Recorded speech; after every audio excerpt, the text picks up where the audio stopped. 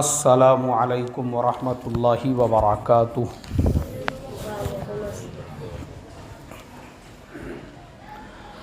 الحمد للہ نحمده ونستعینه ونستغفره ونؤمن به ونتوکل علیہ ونعوذ باللہ من شرور انفسنا ومن سیئات اعمالنا من يهده الله فلا مضل له ومن يضلله فلا هادي له ونشهد أن لا إله إلا الله وحده لا شريك له ونشهد أن سيدنا ومولانا محمدا عبده ورسوله الذي أرسل بالحق بشيرا ونذيرا أما بعد فقد قال الله تبارك وتعالى أعوذ بالله من الشيطان الرجيم بسم الله الرحمن الرحيم لقد من الله على المؤمنين إذ بعث فيهم رسولا من أنفسهم يتلو عليهم آياته ويزكيهم ويعلمهم الكتاب والحكمة وإن كانوا من قبل لفي ضلال مبين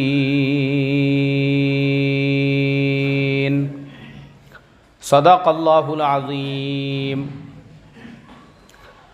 محترم بھائیو، بزرگوں، دوستو، سیرت النبی کا یہ ہمارا 24واں جمعہ ہے اور ماشاءاللہ آپ لوگ خوش نصیب ہے جن لوگوں کو پورے اہتمام کے ساتھ میں سیرت سننے کا موقع مل رہا ہے، کیونکہ میں دیکھتے رہتا ہوں یہاں پہ بہت سارے لوگ جو ہے مصروف ہوتے ہیں، بیزی ہوتے ہیں، اس کے باوجود جمعہ کے دن پورے اہتمام کے ساتھ میں سیرت سننے کے لیے وقت پہ وہ مسجد میں پہنچ جاتے ہیں۔ اللہ تعالیٰ ان کو جزائے خیر عطا فرمائے۔ تو ایسا اہتمام ہونا چاہیے۔ اس کا ریزن یہ ہے کہ اصل جو چیز ہے وہ اللہ کے نبی صلی اللہ علیہ وسلم کی سیرت ہے۔ بیانات اپنے کو بہت ملیں گے، نماز پہ، روزے پہ، زکوٰۃ پہ، ساری چیزوں پہ، لیکن اپنے مسجد میں یہ جو سلسلہ ہے اور ہر سال کا ہے یہ الحمدللہ، جو ہم ربیع الاول سے سیرت کا سلسلہ شروع کرتے ہیں تو کبھی رمضان تک، کبھی رمضان کے بعد تک وہ چلتا ہے۔ اس کی وجہ صرف یہ ہے، ہم کو پتہ ہے یہ چیز، مسلمانوں کے سارے مسائل کا حل وہ صرف اور صرف سیرت کے اندر ہے۔ کائے میں ہے بھائی؟ سیرت ہے، سیرت میں ہے۔ کس کی سیرت میں؟ نبی کریم صلی اللہ علیہ وسلم کی سیرت میں۔ چاہے وہ انفرادی مسائل ہو، اجتماعی مسائل ہو، چاہے وہ مسائل جو ہے ہمارے گھریلو مسائل ہو، کاروبار کے لائن سے ہو، کسی بھی لائن کے مسائل ہو، آپ کو زندگی کے ہر لمحے کا، ہر مومنٹ کا، ہر چیز کا، ہر پریشانی کا، ہر پرابلم کا سولیوشن اگر کہیں پہ ملے گا تو کہاں ملے گا؟ وہ سیرت کے اندر ہے۔ اس لیے ہر مسلمان کو اللہ کے نبی صلی اللہ علیہ وسلم کی پوری مکمل سیرت پتہ ہونا چاہیے۔ اب جس کو سیرت کی اہمیت ہے، میں دیکھتا ہوں یہاں پہ ہمارے ایک دوست جو ہے وہ کونڈوا سے ہر جمعہ کو پابندی سے صرف سیرت سننے کے لیے آتے ہیں، جبکہ وہی سیرت میں عشاء کے بعد ان کو بھیج بھی دیتا ہوں، لیکن ان کو عشاء تک کا بھی صبر نہیں رہتا۔ وہ یہ چاہتے ہیں کہ نہیں، جمعہ میں بیان ہو رہی ہے تو میں ڈائریکٹ سامنے جا کر سنوں، حالانکہ کارخانے کے اونر ہے وہ، کونڈوا بزرگ کے اندر کارخانہ ہے ان کا، لوگ کام کرتے ہیں ان کے پاس میں کئی، لیکن وہ وہاں سے اپنا کارخانہ چھوڑ کر، کئی مسجدیں ہیں ان کو، صرف اور صرف سیرت سننے کے لیے۔ ایسے ہی ہمارے محمد واڑی کے جو ٹیلر صاحب ہے، ان کے علاوہ ہڑپسر کے کچھ ساتھی ہے، وہ بیچارے پہلے پوچھتے مجھے آپ آ رہے کیا جمعہ میں۔ ایسے ہی ہمارے حاجی صاحب بھی ابھی اونڈری چلے گئے رہنے کے لیے، لیکن اذان سے پہلے سے جو ہے آ کے بیٹھے، اور بھی دوسرے بہت سارے ہمارے ساتھی ہیں ماشاءاللہ۔ اللہ تعالیٰ ان کو جزائے خیر عطا فرمائے اور ایسا ہی اہتمام کرنے والا بنائے سیرت کے سننے کا، کیونکہ سیرت سے جو ہے ہم آپ کو یہ سمجھاتے رہتے کہ بھائی سیرت پابندی سے سنیں گے۔ اب جیسا ہم نے پچھلے جمعہ کو غزوہ احد کا پورا واقعہ بیان کیا، اور پھر اس کے بعد میں شہدائے احد کا واقعہ بیان کیے کہ جو غزوہ احد کے اندر جو شہداء شہید ہو گئے تھے، تو مدینہ کے اندر جو عورتیں تھیں ان عورتوں کو اپنے سگے باپ سے زیادہ، اپنے بیٹے سے زیادہ، اپنے بھائی سے زیادہ، اپنے شوہر سے زیادہ اس بات کی فکر تھی کہ اللہ کے نبی صلی اللہ علیہ وسلم کیسے ہے۔ تو ہم کو اس سے پتہ یہ چلتا کہ ہمارے دل میں بھی ہمارے نبی صلی اللہ علیہ وسلم کی اتنی ہی عزت اور محبت ہونا چاہیے۔ اب ہم آپ کو آج کی جو ہماری سیرت ہے، کل پچھلے جمعہ کو جو ہے ہجرت کے 3 سال مکمل ہو چکے تھے۔ اب ہم آج جو ہے آپ کو ہجرت کے 4تھے سال کے واقعات سنائیں گے، یعنی اللہ کے نبی مکہ سے مدینہ کر کے جو ہجرت کر کے گئے، 1 سال کے واقعات ہمارے سامنے آ رہے ہیں۔ اب ہم 4تھا سال شروع کرتے ہیں۔ اب دیکھو آپ کو اس کے اندر بھی ایسے واقعات سننے کے لیے ملیں گے، کیونکہ بزرگوں کے واقعات سنانا اور اس طریقے کے لطیفے اور قصے کہانیاں سنانا یہ ہمارے لیے دلیل نہیں ہے، لیکن اللہ کے نبی کی سیرت ہے، اللہ کے نبی کی زندگی ہے، وہ ہمارے لیے کیا ہے بھائی؟ دلیل ہے۔ وہ اس پہ عمل کرنا ہی کرنا ہے، ہمارے پاس اس کے علاوہ کوئی سولیوشن نہیں ہے۔ تو اس کے لیے اب واقعات ہم جو آج سنیں گے ہجرت کے 4تھے سال کے، تو ہم کو پتہ چلے گا اس کے اندر کہ صحابہ اکرام کو اللہ کے نبی سے کیسی محبت تھی۔ ہجرت کا 4تھا سال اور پہلا مہینہ، کون سا مہینہ رہتا ہمارے اسلامی سال کا؟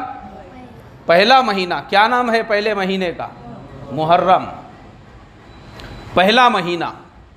اب چونکہ غزوہ احد جو ہے وہ شوال 3 ہجری میں ختم ہو گئی تھی، شوال کے بعد 2 ہی مہینے بچتے ہیں، ذی القعدہ ذی الحج وہ ختم ہو گئے، اس کے بعد اب 4تھے سال کا جو ہے وہ پہلا مہینہ شروع ہوا۔ اب جب پہلا مہینہ شروع ہوا تو چونکہ جو لوگ احد کے اندر مارے گئے مشرکین میں سے، اس میں سے میں نے بتایا تھا کہ بدر میں امیہ بن خلف جو ہے حضرت بلال رضی اللہ تعالیٰ عنہ نے اس کی گردن اس کے تن سے جدا کر دی تھی۔ امیہ بن خلف کے مارے جانے کی وجہ سے، اور امیہ بن خلف کو جنہوں نے زخمی کیا تھا وہ تھے حضرت خبیب رضی اللہ تعالیٰ عنہ۔ تو حضرت خبیب رضی اللہ تعالیٰ عنہ، حضرت زید رضی اللہ تعالیٰ عنہ، ایسے صحابہ کی ایک چھوٹی سی جماعت تھی۔ امیہ بن خلف نے کیا کیا کہ مشرکی، یعنی وہاں تو چھوٹے چھوٹے قبیلے ہوتے تھے، قبیلے والوں سے انہوں نے کہا کہ تم میں سے جو کوئی بھی اگر مجھے خبیب اور زید یہ 2 لا کر دے گا، میں اس کو اتنا مال دوں گا۔ اب وہ لوگ جو ہے اللہ کے نبی صلی اللہ علیہ وسلم کی خدمت میں ایک دم بھولے بھالے سیدھے سادے بن کے وہ قبیلے کے لوگ پہنچے اور انہوں نے کہا، اے حضرت محمد صلی اللہ علیہ وسلم، ہمارا جو قبیلہ ہے وہ پورا کیا پورا مسلمان ہو گیا ہے، اور ہم یہ چاہتے ہیں کہ آپ ہمارے ساتھ میں کچھ لوگ کر دو تاکہ ہم ان کو اپنے ساتھ میں لے کر جائے، وہ ہمارے قبیلے میں رہے، قبیلے کے لوگوں کو دین سکھائے، اسلام سکھائے۔ اب اللہ کے نبی صلی اللہ علیہ وسلم جو ہے وہ تو یعنی پوری طرح سے آپ ہمیشہ پازیٹیو رہتے تھے، مثبت رہتے تھے۔ آپ نے جو ہے 10 صحابہ کی ایک جماعت کو، اور انہوں نے درخواست کی کہ جو لوگوں کو آپ بھیج رہے ہیں ان میں خبیب اور زید، ان کو خاص طور پہ ہمارے ساتھ میں آپ بھیجیے۔ تو چونکہ بولے ان کے تعلقات ہیں اس قبیلے والوں سے، تو ان سے لوگ زیادہ مانوس ہوں گے۔ اب اللہ کے نبی صلی اللہ علیہ وسلم نے 10 صحابہ کی ایک جماعت جو ہے وہ ان کے ساتھ میں روانہ کر دی۔ اب یہ لوگ وہ 10 صحابہ کی جماعت کو لے کر اپنے ساتھ میں روانہ ہوئے، مدینہ سے خوب دور نکل گئے، اور دور نکلنے کے بعد میں انہوں نے کیا کیا، ایک جگہ پہ جب پہنچے تو وہاں پہ ان صحابہ جو 10 صحابہ تھے ان کے ساتھ میں انہوں نے یہ غداری کی کہ چونکہ یہ جو جانے والے تھے یہ 2 ہی لوگ تھے جو اللہ کے نبی کے پاس مسلمان ہوئے، 2 ہی لوگ تھے کہ ہمارے قبیلے میں کچھ لوگوں کو بھیجو، تو اللہ کے نبی نے 10 لوگوں کو بھیجا کہ چلو ایک کو اگر میں بھیجتا ہوں تو اس کی جان کا خطرہ رہے گا، 2 ہے تو ان کی جان کا، 10 لوگ ہیں، 2 لوگوں کے ساتھ میں کتنے لوگ جا رہے ہیں؟ 10 لوگ جا رہے ہیں۔ تو اب تو کوئی ان کی جان کی فکر کا مسئلہ ہی نہیں ہے، لیکن چونکہ انہوں نے مشرکین کے ساتھ میں یہ آلریڈی مشرکین اور ان کے درمیان میں یہ مکاری اور سازش پہلے سے طے ہو چکی تھی کہ جیسے ہی یہ 10 لوگ فلانے تالاب کے پاس پہنچیں گے تو ان کے 200 لوگ وہاں پہ پہلے سے تیار رہیں گے، جو یہ 10 لوگوں کو گھیر کر ان کو پھر کس کے حوالے کر دیں گے لے جا کر مکہ میں؟ مشرکین. ان کو ان 10 لوگوں کو مارنا نہیں تھا بلکہ کس کے حوالے کرنا تھا؟ مشرکین کے حوالے. اور مشرکین کے حوالے کیوں کرنا تھا؟ مشرکین کے حوالے اس لیے کرنا تھا تاکہ وہ اپنے رشتہ داروں کا بدلہ ان 10 لوگوں سے لے سکے. اب جیسے ہی ان صحابہ نے وہ جماعت کو دیکھا کہ یہ تو 200 لوگ آ گئے جنہوں نے ہم کو گھیر دیا ہے، تو فوراً وہاں پہ ایک چھوٹا سا پہاڑ تھا، وہ اس کے اوپر چڑھنا شروع ہو گئے اور وہ تیر انداز تھے. اب جو 10 صحابہ تھے وہ بھی ایسے ہی جو ہے انہوں نے اپنی جان نہیں دی، بلکہ جتنا ان کے اندر زور تھا، جتنی طاقت تھی، پوری طاقت لگا کے وہ ان کے ساتھ لڑتے رہے اور لڑتے 200 کا انہوں نے مقابلہ کیا. لیکن اب 10 آدمی کب تک 200 کا مقابلہ کر سکتے تھے؟ ان میں سے 8 جو ہے وہ 8 شہید ہو گئے اور 2 حضرت خبیب اور حضرت زید رضی اللہ تعالیٰ عنہ باقی رہے. پھر وہ دونوں کے ساتھ انہوں نے کہا کہ دیکھو ہم تم کو قتل نہیں کریں گے، ہم تم کو، یعنی جھوٹ بول کر پھر وہ لوگ پہاڑ سے جب نیچے اترے تو وہ ان دونوں کو مکہ لے کر گئے. اور مکہ لے جانے کے بعد انہوں نے جو ہے صفوان ابن امیہ، جو امیہ بن خلف کا بیٹا تھا، ان کے حوالے حضرت خبیب کو کیا. حضرت زید کو بھی جو ہے ایک نے بدر کے اندر اپنے باپ کے مارے جانے پر ان کو بھی لے لیا. اب دونوں سے انہوں نے پیسے لے کر یہ آ گئے. لیکن وہ جو 2 صحابی تھے حضرت خبیب اور حضرت زید رضی اللہ تعالی عنہما، ان کو قید میں رکھا گیا. اور قید میں رکھے جانے کے بعد اب دیکھو، چونکہ ان کی جو قربانی تھی اپنے ذات کے لیے نہیں تھی، انہوں نے جو قربانی دی اللہ کے واسطے، اس کے رسول کے واسطے، تو اللہ کو اور اس کے رسول کو جو ان کی قربانی تھی وہ اتنی زیادہ پسند، جو قرآن کریم کے اندر اللہ تبارک و تعالیٰ نے فرمایا ہے کہ جو عمل بھی خالصتاً اللہ تبارک و تعالیٰ کے لیے کیا جاتا ہے اس کا بدل کون دیں گے بھائی؟ اللہ تبارک و تعالیٰ ہی دیں گے. اب ان کا جو عمل تھا ان کے اپنے فائدے کے لیے نہیں، بلکہ یہ بیچارے تو اپنا گھر چھوڑ کے، کاروبار چھوڑ کے، سب کچھ چھوڑ کے، اللہ کے نبی نے ان کو وہ قبیلے والوں کے حوالے کیا دین سکھانے کے لیے. اب یہ بھی وہ نیت سے نکلے چلو وہ قبیلے میں جا کے دین سکھائیں گے. ان کو کیا معلوم تھا یہ لوگ پہلے سے ایسا پورا پروگرام بنا کے رکھے ہیں بول کر. اب ان کو مکے والوں کے جب حوالے کیا اور مکے والوں نے ان کو بھوکا پیاسا رکھا، بولے پہلے ان کو بھوکا پیاسا ہی مار دیں گے، لیکن چونکہ قربانی کس کے لیے دی تھی؟ اللہ کے لیے. اب اللہ کی مدد کیسے آئی؟ حکایت صحابہ میں واقعہ لکھا ہوا ہے، یہ تعلیم میں بھی آپ لوگوں نے کئی مرتبہ سنے ہوں گے کہ ایک غلام جو بعد میں مسلمان ہو گئے، وہ اس واقعے کے راوی ہے، وہ کہتے ہیں میں نے میری آنکھوں سے دیکھا حضرت خبیب رضی اللہ تعالیٰ عنہ جو قید میں تھے اور کئی دنوں سے ان کو کھانا نہیں دیا گیا تھا، تو میں نے دیکھا ان کے ہاتھ میں انسان کے سر کے برابر انگور کا ایک خوشہ ہے. کس کے سر کے برابر بھائی؟ انسان کا سر کتنا بڑا ہوتا ہے تو اس سے پتہ چلتا ہے، نہیں اتنا بڑا انگور کا خوشہ جو ہے وہ ان کے ہاتھ میں ہے، اور حضرت خبیب رضی اللہ تعالیٰ عنہ وہ انگور تناول فرما رہے ہیں. تو مجھے حیرت ہوئی. کیوں حیرت ہوئی؟ اس لیے حیرت ہوئی چونکہ مکہ اور مدینے میں بھی انگور ملتے ہیں، اور مدینے میں تو بڑے بڑے باغ اللہ کے نبی کے زمانے سے ہے انگوروں کے. لیکن بولے حیرت مجھے اس لیے ہوئی کیونکہ وہ انگوروں کا نہ سیزن تھا، نہ اس وقت پورے عرب کے اندر کہیں پہ انگور پایا جاتا تھا. یہ تو قید میں تھے، اب قیدی کو انگور کون کھلا سکتا ہے؟ تو وہ انگور کس کی طرف سے آئے تھے؟ اللہ تبارک و تعالیٰ کی طرف سے، کیونکہ انہوں نے تو ان کو قید کر کے رکھا ہوا تھا. انگور کھا رہے تھے. دیکھو یہ اللہ تعالیٰ کی مدد. اس کے بعد میں حضرت خبیب رضی اللہ تعالیٰ عنہ جب قید میں ہی تھے تو انہوں نے کیا کیا، ایک جس کے قید میں تھے حضرت خبیب رضی اللہ تعالیٰ عنہ جو ہے استرے سے انہوں نے جو ہے استرا طلب کیا اپنے جو زائد بال ہے وہ نکالنے کے لیے، اور اتفاق سے جہاں پہ یہ قید تھے ان کا چھوٹا سا جو معصوم بچہ ہے وہ رینگتے حضرت خبیب رضی اللہ تعالیٰ عنہ کے پاس میں چلا گیا، اور اس وقت ان کو سولی پہ لٹکانے کے لیے لے جانے والے تھے. حضرت خبیب رضی اللہ تعالیٰ عنہ کے پاس جس کا بچہ گیا وہ جا کے ان کے زانو پہ بیٹھ گیا. جیسے ہی وہ بچہ بیٹھا اور اس کی ماں نے دیکھی کہ حضرت خبیب کے ہاتھ میں وسترا ہے اور اس کا جو بچہ ہے وہ ان کے زانو پہ بیٹھا ہوا ہے، اب اگر وہ چاہے تو اس وسترے سے وہ بچے کا جو ہے گلا کاٹ سکتے ہیں، اس کو قتل کر سکتے ہیں، کیونکہ ان کو کوئی پوچھنے والا نہیں، کیونکہ اب ان کو بھی سیدھا سیدھا لے جا کے کہاں پہ لٹکانے والے ہیں؟ سولی کے اوپر۔ لیکن میرے محترم دوستو، یہ تھے صحابہ اکرام کے اخلاق اور صحابہ اکرام کا کردار۔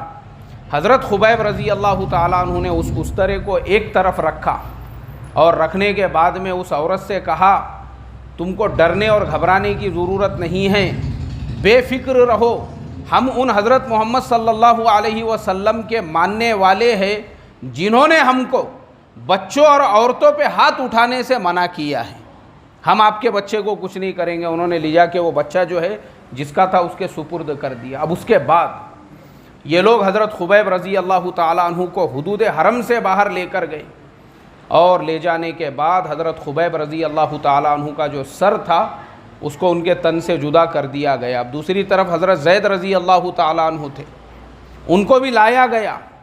لانے کے بعد حضرت زید رضی اللہ تعالیٰ عنہ نے یہ کہا کہ میں غسل کر کے وضو کر کے 2 رکعت نماز پڑھنا چاہتا ہوں۔ وہ غسل کیا، انہوں نے وضو کیا، اور آرام سے اطمینان سے 2 رکعت انہوں نے نماز ادا کی۔ اس کے بعد حضرت زید رضی اللہ تعالیٰ عنہ نے فرمایا کہ میں اور 2 رکعت نماز پڑھنا چاہتا ہوں، لیکن اگر میں اور 2 رکعت نماز پڑھنے کی تم لوگوں سے اجازت چاہوں گا تو تم لوگ یہ سمجھو گے کہ میں موت کے ڈر سے اور تم سے نماز پڑھنے کی جو ہے اجازت چاہ رہا ہوں، ایسا بالکل نہیں ہے، بلکہ ہم لوگ موت سے ویسی ہی محبت کرتے ہیں جیسے تم لوگ شراب سے محبت کرتے ہو۔ اس کے بعد ابو سفیان جو مشرکین کا سردار تھا، وہ حضرت زید رضی اللہ تعالیٰ عنہ کے پاس آیا۔ اس نے کہا دیکھو زید، تم سمجھدار آدمی ہو، اب میں تم کو ایک بات یہ کہتا ہوں کہ تم ایک کام کرو، تم خالی مجھے یہ بول دو، یہ پاسبل نہیں ہے، صرف منہ سے بولنا ہے، اس کو پیسے بھی نہیں لگ رہے ہیں، صرف تم کو اگری کرنا ہے کہ ہم تمہاری جگہ پر حضرت محمد صلی اللہ علیہ وسلم کو لا کر اگر یہاں پہ قتل کر دے نعوذ باللہ، تو بتاؤ تم یہ چاہتے ہو یا نہیں چاہتے ہو۔ اس نے کیا کیا، ابو سفیان نے وہاں پہ صرف بولنا ہے بس، حقیقت میں ایسا ہونا پاسبل نہیں ہے، لیکن صرف جو ہے اس کی ہاں میں ہاں ملانا ہے۔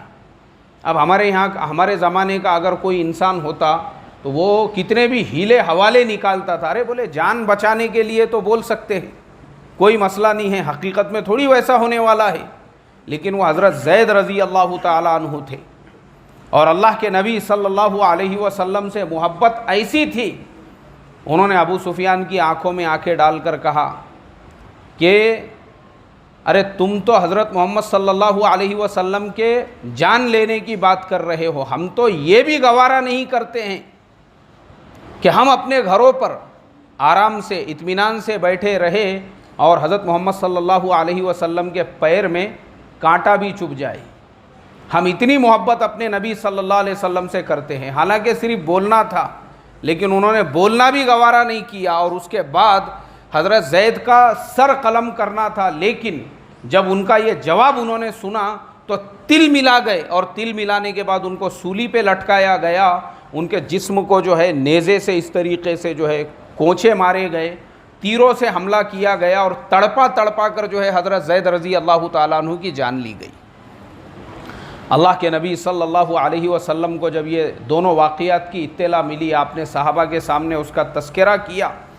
اب اس کے بعد میرے محترم دوستو، سن 4 ہجری کے جو واقعات ہم آپ کو بیان کر رہے ہیں، اب دوسرا واقعہ ایسے ہی 10 صحابہ کے ساتھ میں جو واقعہ پیش آیا، ایسا ہی سیم ٹو سیم واقعہ جو ہے وہ 70 صحابہ جو حفاظ تھے، قراء تھے، اور ماشاءاللہ سب سے زیادہ جن کو قرآن کریم یاد تھا، مطلب وہ صحابہ تھے جو 24 گھنٹے مسجد نبوی صلی اللہ علیہ وسلم میں اللہ کے نبی کی خدمت میں رہتے تھے، اور قرآن کی آیتیں سیکھنا سکھانا یہی ان کا کام تھا۔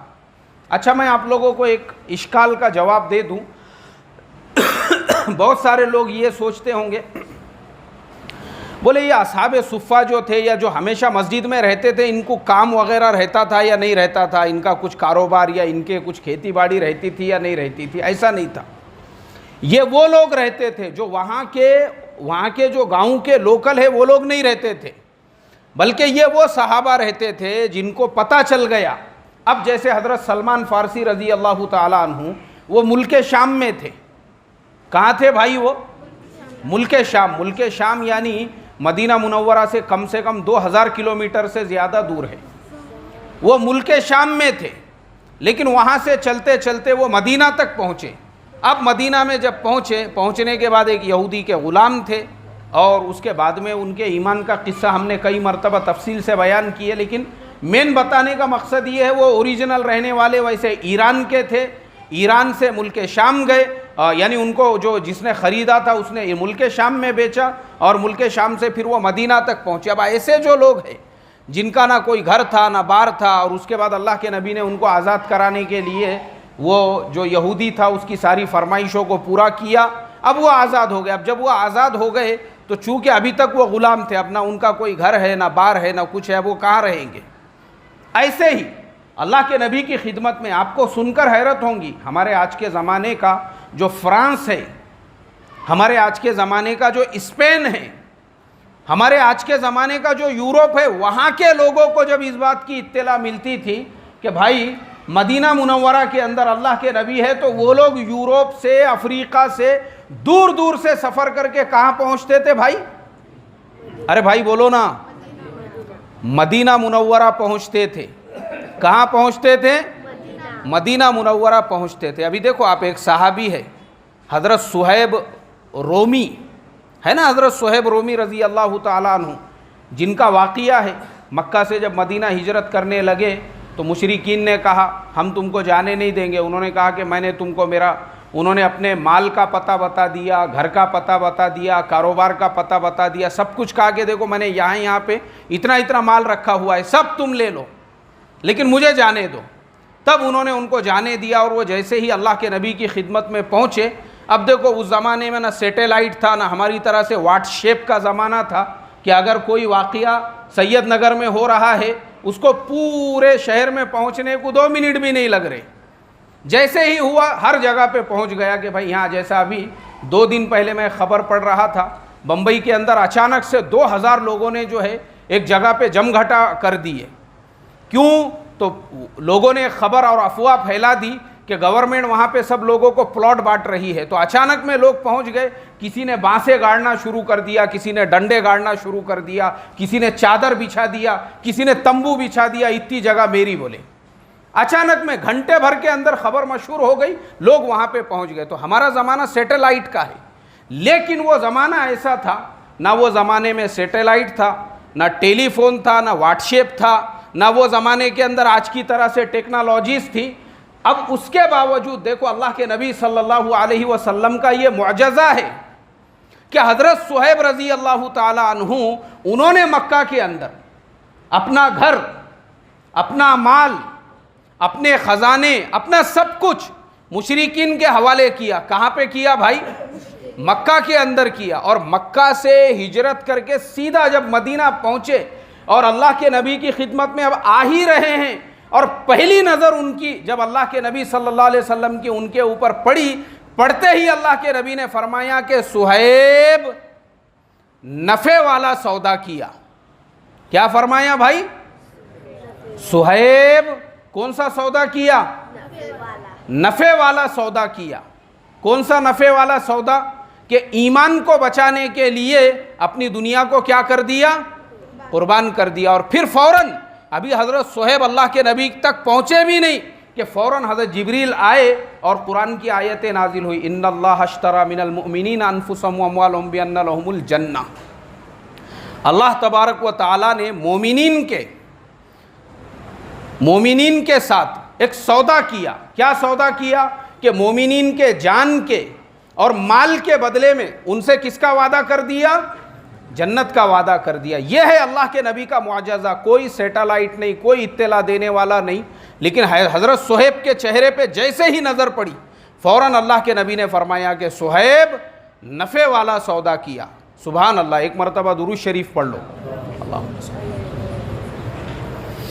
تو ایسے جو صحابہ تھے اللہ کے نبی کے پاس میں ان کی خدمت میں جو ہم لوگ سنتے ہیں نا، جو میں ابھی بتا رہا ہوں کہ 70 صحابہ اللہ کے نبی نے جو ان کے ساتھ میں روانہ کیے، تو یہ وہ صحابہ ہوتے تھے اصحاب صفہ کے اندر جو دنیا بھر سے آ کے مسلمان، اب روم، ہاں تو یہ حضرت صہیب رومی کا بتانا میں رہ گیا، یہ حضرت صہیب کہاں کے رہنے والے تھے؟ روم۔ روم کہاں پہ ہے؟ اٹلی کے اندر ہے۔ کہاں پر ہے بھائی؟ اٹلی کے اندر ہے روم۔ اور روم جو ہے وہ عیسائیوں کا آج بھی اور وہ زمانے میں بھی جیسا ہمارا مسلمانوں کا مکۃ المکرمہ ہے، ویسے ہی عیسائیوں کا مکہ کیا ہے؟ روم ہے۔ حضرت صہیب رضی اللہ تعالیٰ عنہ کو جب پتہ چلا کہ مدینہ میں اللہ کے نبی آئے ہیں، تو وہ یورپ سے، اٹلی سے چلے اور چل کے مدینہ میں آ کے اللہ کے نبی کے ہاتھوں پر کیا ہو گئے بھائی؟ مسلمان ہو گئے، ایمان میں داخل ہو گئے۔ چلو خیر، وہ تو سمجھو ہجرت سے پہلے ایمان میں داخل ہو گئے تھے، لیکن ایسے بہت صحابہ تھے جو دنیا بھر سے، کوئی افریقہ سے، حبشہ سے، حضرت بلال رضی اللہ تعالیٰ عنہ کہاں کے رہنے والے تھے؟ حبشہ کے رہنے والے تھے۔ حبشہ کہاں پر ہے؟ افریقہ میں ہے۔ جیسے ایتھوپیا جسے آج ہم لوگ کہتے ہیں، اس کو اللہ کے نبی کے زمانے میں کیا کہا جاتا تھا؟ حبشہ، اسی کو کہتے تھے۔ حبشہ سے تو ایسے حضرت سلمان فارسی ایران کے رہنے والے تھے۔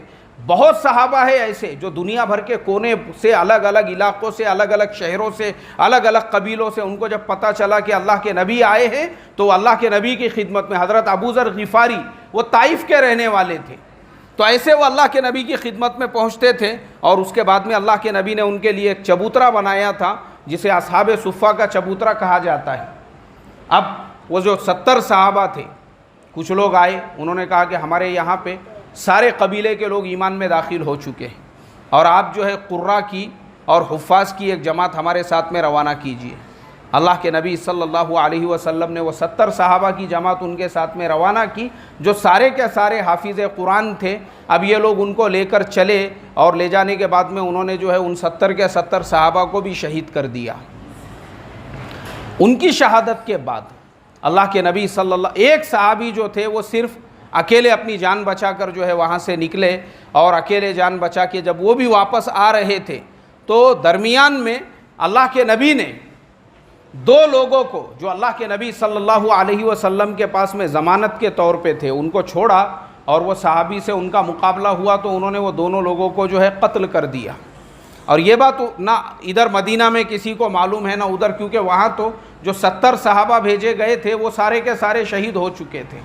اب یہ 2 لوگوں کو جب انہوں نے قتل کر دیا، یہ جب مدینہ میں آئے اور انہوں نے آ کے اللہ کے نبی سے کہا کہ اے اللہ کے نبی، میرے ہاتھ سے ان دونوں لوگوں کا قتل ہو گیا، تو سب سے پہلے وہ جو 70 صحابہ تھے ان کی شہادت سے اللہ کے نبی کو اتنا غم ہوا کہ اللہ کے نبی صلی اللہ علیہ وسلم 1 مہینے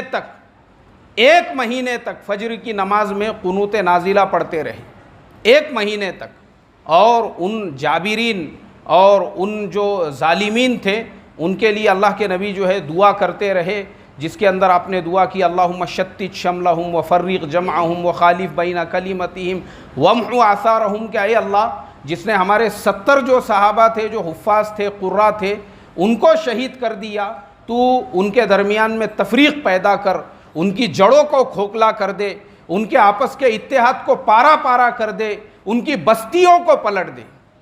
تو پتہ یہ چلا کہ مسلمانوں کے اوپر اگر اجتماعی طور پر کوئی حکمران اس طریقے سے ظلم کر رہا ہے اور مسلمانوں کی بستیاں اجاڑ رہا ہے، تو آپ بھی اس کے لیے ایسی دعا کر سکتے ہیں۔ یہ ثابت ہے حدیث سے، میں ابھی بیان سے پہلے کتاب میں پڑھتے ہی بیٹھا تھا، اسی میں پڑھے ہوا میں آپ کو سنا رہا ہوں، صاف طور پہ یہ لکھا ہوا ہے۔ 1 مہینے تک اللہ کے نبی ان کے لیے یہ دعا کرتے رہے۔ تو ہمارے آج کے زمانے میں بھی بہت سارے ایسے ظالم ہیں، جابر ہے، جو مسلمانوں پہ جنہوں نے ظلم، کیونکہ پوری دنیا کے حساب سے میں بتا رہا ہوں، جہاں پہ مسلمانوں کے اوپر ظلم و ستم کے پہاڑ اگر کوئی توڑ رہا ہے، اور کوئی مسلمانوں کی جڑوں کو کھوکھلا کرنے کے لیے اور ہماری مسجدوں کو ویران کرنے کے لیے اور مسجدوں کی جگہ پہ صنم خانوں کو آباد کرنے کے لیے اپنی طاقت لگا رہا ہے یا اپنی طاقت کے بل بوتے پر، تو آپ بالکل اس کے لیے دعا کر سکتے ہیں، کوئی منع نہیں ہے آپ کو حدیث کے اندر۔ تو بہرحال اب چونکہ دیکھو ہمارے نبی صلی اللہ علیہ وسلم کے اخلاق دیکھو، انہوں نے ہمارے 70 صحابہ کو شہید کر دیا، تو ابھی ان سے مقابلہ، اور ایک صحابی کے ذریعے سے 2 لوگ جو ہے جو شہید جو مارے گئے، چونکہ وہ 2 لوگ معاہدے کے اندر تھے، اور وہ جو صحابی کے ذریعے سے 2 لوگ مارے گئے، تو اب مسلمانوں کی ذمہ داری یہ تھی کہ جو 2 لوگ مارے گئے ہیں ان کا خون بہا ان کے رشتہ داروں کو دیا جائے. یہ اسلام کا قانون ہے. یہ قانون میں آپ لوگوں کو بتا دیتا ہوں، اس کو دیت کہتے ہیں. دنیا کے اندر آپ کو کہیں اور یہ قانون نہیں ملے گا. جیسے مثال کے طور پر ایک آدمی سے کسی دوسرے کا قتل ہو جاتا ہے بغیر کسی وجہ کے، یا کسی وجہ کے بھی ہوتا ہے، کیونکہ اس کو موت کی سزا دینے کی ذمہ داری وہ قاضی شریعت کی ہوتی ہے.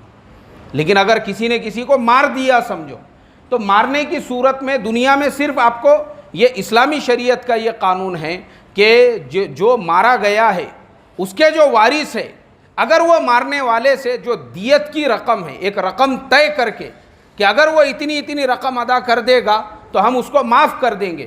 آج بھی ہے اسلام کے اندر. ابھی جیسے پچھلے دنوں سعودی کے اندر ایک واقعہ میں پڑھ رہا تھا.